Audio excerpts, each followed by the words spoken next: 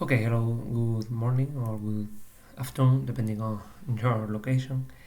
Uh, First of all, I want to give thanks to the organizers for this opportunity, and I'm going to give a talk entitled Surfaces Associated with First Order ODEs, which is a summary of a joint work with José Antonio Álvarez García.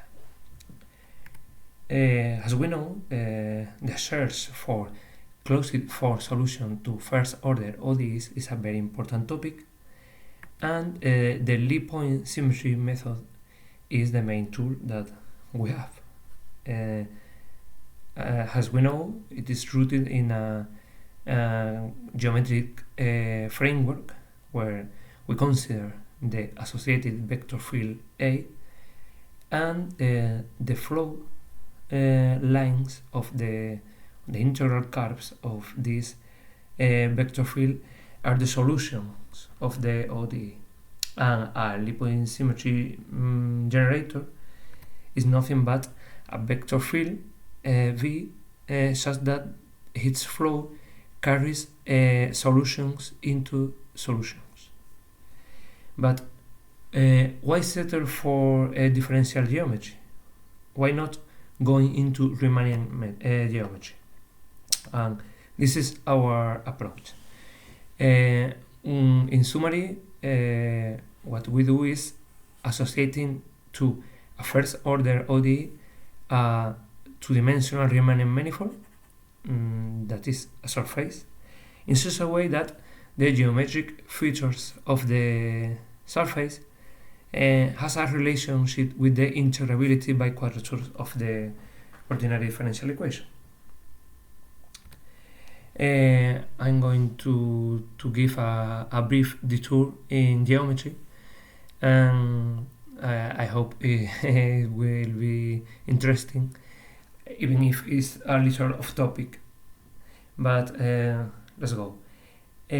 For us, a surface will be a pair SG, where S is a manifold and G is a Riemannian metric. Since we are going to work locally, that is to say around a point P in S, we are only concerned with an open subset U, okay, an open subset of R2, and an inner product defined in every tangent space for every point in Q. Typical examples: the Euclidean plane, okay, the whole R2 together with this constant inner product in every point, or the Poincaré half plane, which is an example of hyperbolic geometry when you have this upper half plane, and with this metric defined here. This is a variant metric for every point, or the sphere, which is this subset of R2 with this Riemannian metric. Okay, we have to make a caveat, because even if we are going to draw some pictures for visualization purposes, we are not concerned with the isometric embedding into R3, even into Rn. Okay, so we are working with abstract surfaces in the sense specified above, that is an open subset and a Riemannian metric. Once you have a Riemannian metric, you can start to speak about a differentiation of vector fields. That is to say, you can define the Levi-Civita connection, which is a tool to differentiate vector fields. And with this tool, you can consider geodesics, pregeodesics, curvature, Jacobi fields, a lot of geometric stuff. For example, in order to define the differentiation of a vector field Y, which is expressed in an orthonormal frame with these two components, you can think that you can take this naive approach of performing the derivative with respect to x of each component. But in the real world, you have to add this term, which accounts for the curvature of the space and for the particularities of the frame, the chosen frame. And this object here is a matrix of one forms called the connection form with respect to this frame. Okay, once you know how to differentiate vector fields, you can start to think of a straight line, that is geodesics, which is a generalization of straight lines, or you can think of the shortest path joining points at a constant velocity. Here you are the definition of geodesic, where the key formula is this expression here. It's a vector which is constant along itself. A curve which tangent vector is constant along itself. And we will be more interested in another definition, which is a geodesic vector field. They satisfy this expression, which is very similar to this one, and with the meaning of the integral curves of x are geodesics. That is to say, x is made of geodesics. If we remove the condition of constant velocity, we have the definition of a pre-geodesic. Okay, it's a very related notion, which is important for us too. In summary, geodesics refer to the straight line generalization or the shortest path, and if you travel at constant speed, you have a geodesic. If you are traveling quickly here and then you slow down, you have a pre-geodesic. But in a sense, they are the same. Okay, in the sense that the image of a geodesic or the corresponding pre-geodesic are the same, only that is parameterized in a different way. Okay, another interesting feature of surfaces is Gauss curvature, which is the area magnification of Gauss map, or the product of the principal curvatures. You can think of it like the local angular excess of, even in physics, is a relation with gravity. So it's natural that in our context we study also the curvature of the associated surface. And we make this by means of the Gauss equation. Okay, we can compute Gauss equation once we have the connection one form of the Levi-Civita connection. An important feature of curvature is that it controls, in some sense, the behavior of the geodesics. If you consider a flat surface with zero curvature, you can see that geodesics are separating from themselves at a constant rate. Okay, you can see how the separation is increasing, but at a constant rate. On the other hand, if you have a constant one curvature like the sphere here, you can observe that the geodesics are separating at a greater speed, but then they slow down and then the separation start to decrease. Okay, and they collapse here. The separation collapses at the bottom. With negative curvature, you have a different behavior. Okay, and the vector fields which join these nervy geodesics are called Jacobi fields. Okay, but we're interested in another related concept which we have defined in our paper, which is the Jacobi vector field relative to X, where X is a geodesic vector field. In a sense, is nothing but saying that you have a vector field J, which is a Jacobi field for every integral curve of X. Recall, if X is a geodesic vector field, its integral lines are geodesics, and if you have another vector field J, which is a Jacobi field for every geodesic here, then you have a Jacobi vector field relative.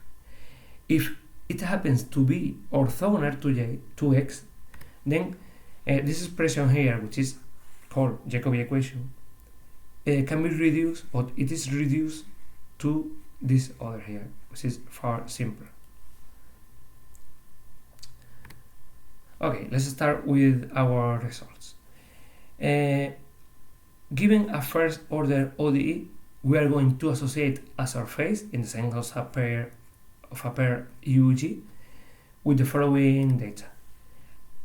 As the subset U, we take the same, of course, trivial open subset where the ODE is defined. Okay, and as the remaining metric, we take this matrix here, which also appear in this paper here, but with a different approach. It turns out that the vector fields A, which is the associated vector field to the ODE, and partial U, the constant vector field partial U, they constitute an orthonormal frame. That is to say, if we consider the vector field A and the vector field partial U, they satisfy this requirement here. They are of length 1 and they are orthogonal. Moreover, it turns out that the solution of our ODE correspond to geodesics, not any geodesic, but geodesics of a particular kind. In other words, we have proven that the vector field A is a geodesic vector field. This also appeared in this paper.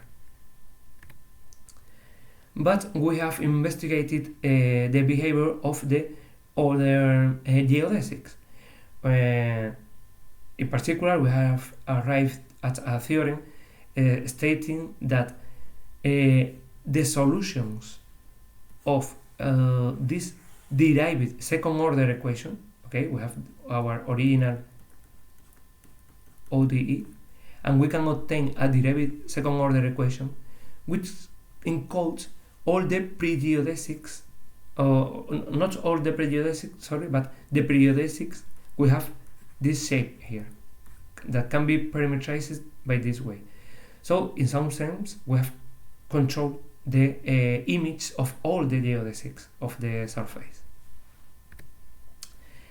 Regarding the curvature, we have computed the curvature with Gauss formula, and this also appeared here.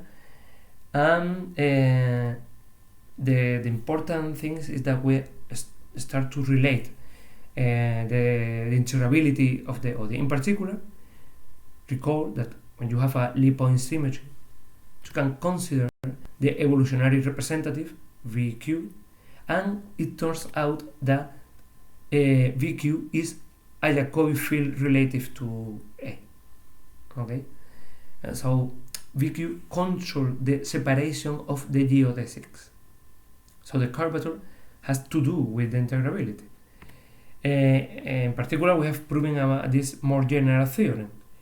If V is a Lie point symmetry of this first order ODE, satisfying this commutational relation, then B is a Jacobi field relative to A if and only if rho is a first integral. Okay? It's a very natural idea, since as we know that Lie point symmetries carry solutions into solutions. Okay, the solution is carried into this solution, and they are geodesics. We can think of V as carrying geodesics into geodesic. So it's very natural. But the important and very interesting thing is that the converse is not true. That is, you can have, for example, this first order ODE with this associated vector field and with this curvature of the surface, and it turns out that this vector field is not a symmetry because the commutation relation is this, but it satisfies Jacobi equation, so it's a Jacobi field. And why is this important? Okay, why is this important? Because we have proven our key result or main result. We state that given a first order ODE, if you know a Jacobi field relative to A, then you can integrate by quadrators. So you have more fields other than Lie-point symmetry, okay, than that allows for the integration of the ODE. Indeed, we have proven a more broader theorem, a more general theorem. We have considered deformation of the surface. Okay, what's the idea? We have considered not only the original surface S, but a whole family of surfaces parameterized with a smooth function, such that when epsilon equals 0, we obtain the original surface, and in all of them, the vector field A is of constant length 1, and in all of them, these vector fields are orthogonal, and moreover, in all of them, in all of these surfaces, A is a geodesic vector field. Okay, that is to say, the solutions of our ODE are geodesics in all of these surfaces. And here we have our more general result. If we have a Jacobi field relative to A in any deformed surfaces, then we can integrate our ODE by quadrators. Where the idea of the proof is that the Jacobi equation is reduced to this one, where K sub epsilon is the curvature of the surface, and we are able to reduce to this second order PDE, where delta is a smooth function, and we have been able to decompose or factorize into this expression where tau t and s are two operators satisfying this important proposition. If this is 0, then we have an integrating factor for the ODE, and if this is 0, we have again an integrating factor. So if we have a Jacobi field, we have this smooth function delta, and then if this is 0, we have an integrating factor, but if this is different from 0, this is equal 0, so this will be an integrating factor with modification here. Okay. In particular, the deformation into a constant curvature, that is to say, in other words, if we are able to deform our surface to one of constant curvature, then we have integrability by quadrators. Because when you have a constant curvature here, okay, where K is a real number, then the solutions of this second order ODE are known. So we automatically have a Jacobi field and we can integrate by quadrators. As a corollary is if we start in a constant curvature surface, we automatically have an integral equation. To end, I want to remark that when we have a first order ODE and we look for an integrating factor, we can interpret this fact within our geometric context as the deformation to a constant, a flat surface. That is, when we find an integrating factor, we can consider that we are deforming the surface to this surface, taking this value for epsilon. So the integrating factor method is nothing but deforming into a constant curvature, and our results are showing that we can deform to other constant curvature surfaces in order to obtain integrability.